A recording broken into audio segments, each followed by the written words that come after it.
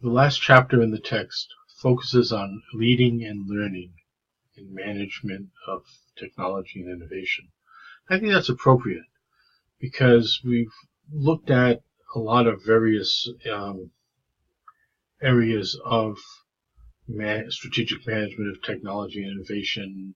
We've looked at internal innovation. We've looked at external acquisitions. We've looked at entrepreneurship, social responsibility, ethics, project management. But through it all, my goal for you is to help provide some tools that will make you more effective in terms of leaders. We could do an entire course on leadership. I've taught a course on leadership and management at several institutions. I really like that topic. I think that we really don't spend a whole lot of time teaching people how to lead, how to manage. We put people in positions where we expect them to become leaders, but we don't always give the skill sets. To be honest, the only time I ever really discussed leadership was in Boy Scouts. I'm an Eagle Scout. I'm proud to say that. And what skills that I think I have in terms of leadership probably goes back to those fundamental lessons that I learned as a kid, and then in terms of adult training, as my son was also an Eagle Scout, went through the process. So I like the idea that there's a chapter that talks a little bit about leading and learning in technology. Can we develop leaders? Leaders born? Again, there's lots of research on that topic. I think you can always become a better leader. I think one of the keys, and we've talked about this, is communication. I think, there are various skill sets that good managers have. And I hope that through the readings and through the discussions, we've touched on some of those things. Chapter 12 primarily focuses on, again, planning, implementation, and evaluation of knowledge. So how do you predict the future? How do you plan? How do you learn and manage knowledge? How do you impact learning of the people who are working for you? And then how do you manage the knowledge? How do you evaluate it? And then how do you create a fit between the component parts in knowledge management, which again is evaluation. So the chapter looks at planning and again, long wave theories of economics, intermediate predictions of the future, looking 5 to 10 years, which is probably the average, quote, long-term planning process that takes place in most places. Short-term predictions of the future, 5 or 10 years, 5 years or less.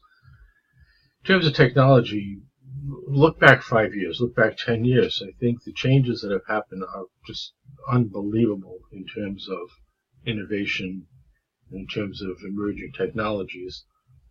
So to really try to predict further than 5 years is really a definite challenge.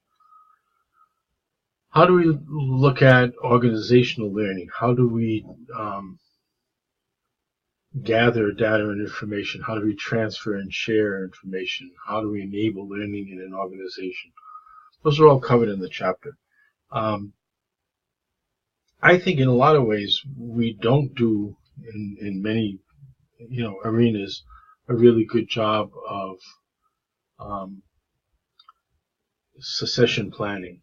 Okay, I worked in a place and there was a woman who was really, really good at access and really good at databases and put together all of these programs that did really great things in terms of not just the organization, but in terms of ensuring union contracts were followed. She got sick and could no longer do her job, and nobody else knew how to do it. That's a problem. As a manager, as a leader, how do you ensure that institutional knowledge is maintained? how do you evaluate processes that combine data, information, and individual learning in a synergistic manner, but also in a way that combines the infrastructure of technology and organization so that value is not only created, but leveraged. There's a whole section on different activities, on how knowledge is created. There's a whole section on knowledge management and knowledge management systems. Look at figures, the figures in chapter 12. How do we make sure that we control the trends that inform learning and knowledge management? If not, that failure to coordinate efforts is going to be a huge problem. Sometimes it's a small thing that leads to more common values. I worked for a guy one time who said, if you watch the nickels, the dollars will take care of themselves. There's a lot of truth to that. Another guy I worked for said the devil is in the details, and I think that's also true. As a leader, as a manager, you want to, and you need to look at the big picture. You need to look over the 5 and 10 year, landscape. But you can't lose sight of the immediate dangers of not watching out for the details. So, as a good manager, as a good leader, there are times when you want to empower your staff, you want to empower people to make decisions to move forward, but there are also times when, especially in light of a crisis, then you need to take charge and be more directive. Situational management, situational leadership, I think, is a really important concept.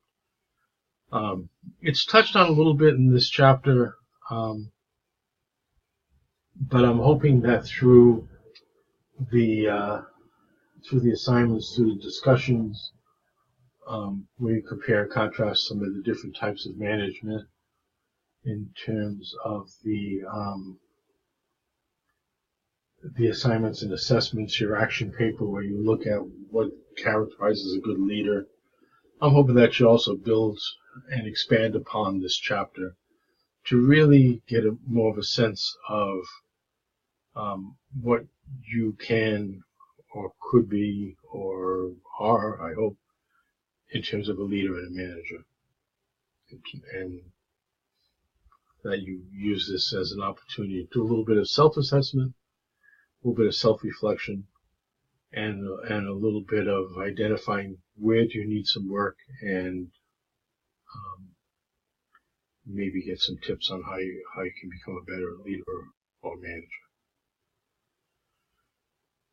Again, the end is in sight, and if you have any questions, comments, or concerns, be sure to let me know. If there's anything that we haven't talked about over the semester that you really were looking for in terms of a course on strategic management of technology, please shoot me an email. Let me know. I could try to add some readings or provide you some resources as we enter the final week of the class. So, again, I look forward to reading your postings. I look forward to sharing in your discussions, and I wish you a good week.